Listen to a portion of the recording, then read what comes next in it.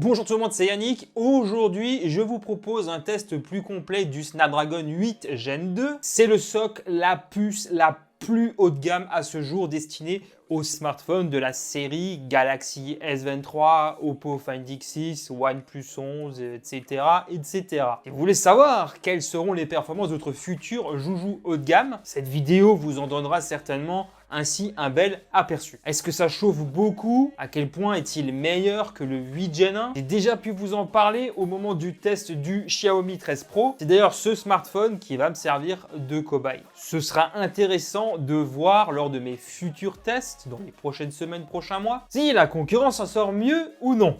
Parlons un peu des éléments techniques, il faut bien commencer par ça, avant même de parler des performances. Le Snapdragon 8 Gen 2 n'est pas juste un processeur, c'est ce que l'on appelle un SoC. C'est un ensemble composé de plusieurs éléments dont le processeur fait partie au même titre que la puce graphique. Il y a des notions d'IA, notamment dans le domaine de la photo. Qualcomm améliore le flou d'arrière-plan du mode portrait pour le rendre plus naturel et plus utile dans des conditions de faible luminosité. Dans l'audio, Qualcomm apporte aussi des nouveautés, notamment en ce qui concerne la spatialisation. Le 8 Gen 2 prépare aussi l'arrivée du Wi-Fi 7, sans parler d'amélioration en ce qui concerne la 5G. Cette plateforme devrait aussi pouvoir démocratiser le ray tracing sur mobile, le décodage matériel prend en charge la V1 jusqu'en 8K HDR à 60 images par seconde, ce qui m'amène à vous montrer les éléments techniques de ce SoC en ce qui concerne le processeur tout d'abord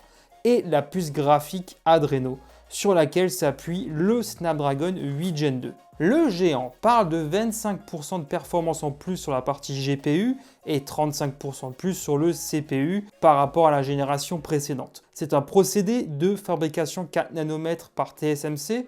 Le Taïwanais serait aussi le partenaire de Qualcomm sur les prochaines puces haut de gamme gravées en 3 nanomètres. Parlons maintenant des performances et j'entame les hostilités avec les benchmarks. Tout d'abord, en tout, c'est un bon point de départ. On va d'abord avoir un gros score global, ensuite la partie CPU, GPU, etc., etc.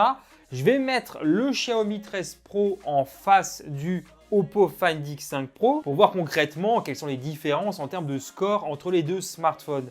Le Oppo, donc, qui est un haut de gamme de l'année dernière, avec le Snapdragon 8 Gen 1, on voit une nette amélioration en ce qui concerne la partie CPU et GPU. Maintenant, on peut aussi constater autre chose. La température grimpe plus rapidement durant ce test sur le Oppo, tandis que c'est un peu plus modéré sur le Xiaomi. Je poursuis avec un autre test, Geekbench cette fois, qui se concentre sur le CPU. Là, on va voir qu'en single core, la différence reste finalement assez modérée d'une génération à l'autre.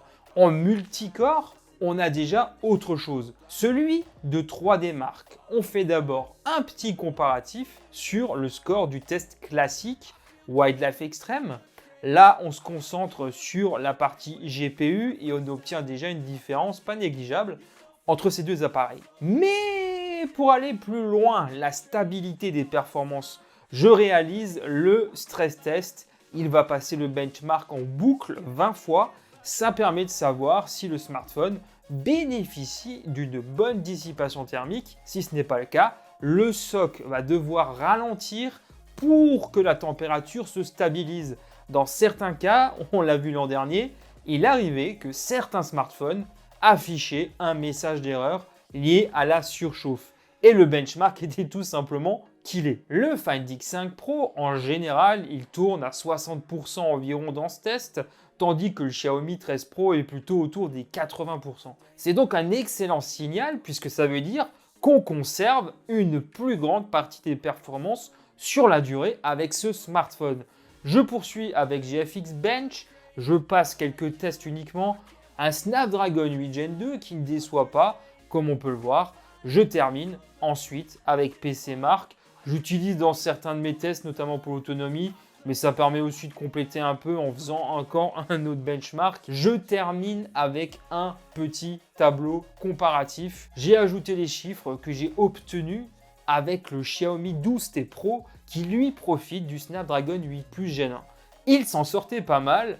c'est les relevés que j'ai effectués lors de son test à l'époque. Comme ça, on a les 3 derniers socs haut de gamme de Qualcomm. On va passer au jeu maintenant, c'est quand même ce qu'il y a de plus intéressant. Et vous avez déjà pu avoir un aperçu de ça lors de mon test du 13 Pro. Mais là aussi, je vais aller un peu plus loin. Je démarre immédiatement par Genshin Impact. C'est un jeu très gourmand. Il a de très beaux graphismes pour un jeu mobile.